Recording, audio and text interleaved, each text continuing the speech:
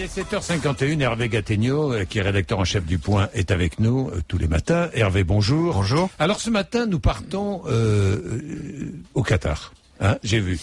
Michel Platini aurait commis, à vos yeux, une grosse faute politique. En France, on n'a pas le droit de critiquer nos très chers amis qataris, parce qu'il a critiqué le rachat du Paris Saint-Germain par des investisseurs du Qatar. C'est vrai, on n'a pas le droit de critiquer les Qataris en France? C'est dangereux en tout cas. Ah bon. Vous savez, Platini, il était plus adroit quand il était joueur. Hein. Il tirait les coups francs comme personne. Bon, cette fois, il tape complètement à côté.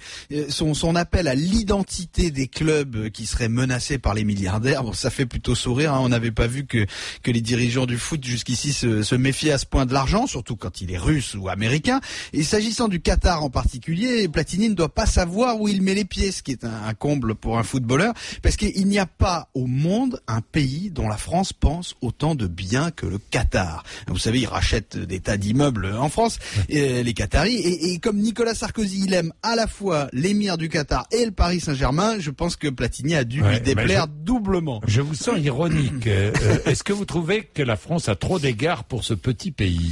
Oui, pour ce petit État. C'est beaucoup plus que ça, Jean-Jacques. Notre République entretient avec cette pétromonarchie médiévale et islamique, il faut le dire, des relations, à mon avis, trop cordiales pour être honnête. Le Qatar, sur le papier, a tout pour être un pays infréquentable, mais on le fréquente assidûment. Alors on aimerait qu'il y ait à cela des raisons géostratégiques, culturelles, historiques ou je ne sais quoi. Mais en fait, les raisons, elles sont évidentes et elles sont pourtant souterraines, c'est-à-dire qu'elles se trouvent dans le sous-sol de ce pays qui est grand comme la moitié de Monaco, d'énormes gisements de gaz et de pétrole qui lui assurent le plus haut revenu du monde par habitant et bien sûr l'amitié intéressée de toutes les grandes nations occidentales parce que les Qataris travaillent peu mais ils dépensent énormément. Et le Qatar investit massivement en France en achetant des biens, des sociétés. Est-ce que c'est une menace? Mais pas forcément, hein. Contrairement à ce que dit Platini, l'identité française, elle n'est pas forcément soluble dans le capitalisme financier.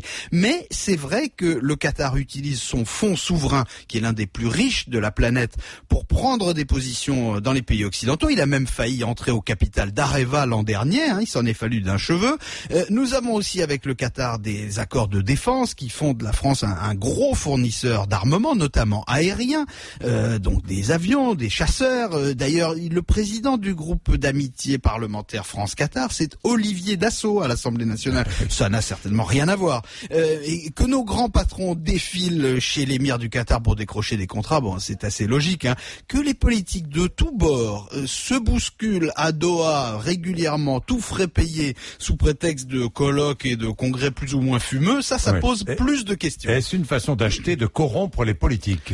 Il faut le dire clairement, oui, c'est une façon, oui. La générosité de l'émir du Qatar, elle n'est évidemment pas pour rien dans l'indulgence mondiale envers ce pays, et dont tout le monde se demande d'ailleurs comment il a gagné le droit d'organiser la Coupe du Monde de football en 2022 au milieu du désert. Hein. Vous savez, il faudra climatiser les stades. L'instrument de propagande du régime qatari, c'est la chaîne de télé Al Jazeera, vous savez, qui est un relais habituel des groupes islamistes. Et le Qatar, évidemment, il participe aux opérations contre Kadhafi, mais il a aussi en même temps des accords militaires, diplomatiques avec la Syrie et l'Iran. Ça pourrait quand même justifier une certaine vigilance que nous n'avons pas, parce que l'émir est notre meilleur ami, comme jadis le roi du Maroc et le président Ben Ali il n'y a pas si longtemps, et nos députés, figurez-vous, ont voté une faveur spéciale pour les Qataris en France, tout le monde ne le sait pas. Les Qataris qui s'installent en France sont exonérés d'ISF pendant 5 ans. Ça, vraiment, c'est ce qu'on peut appeler de l'immigration choisie. Non, c'est pas vrai. Mais si, je vous assure, je ne savais Jean-Jacques. pas. Eh ben tiens, je poserai la question à Bruno Le Maire, hein, puisqu'on parle. Il doit le savoir, lui. Il doit le savoir, on verra. Il est 7h55.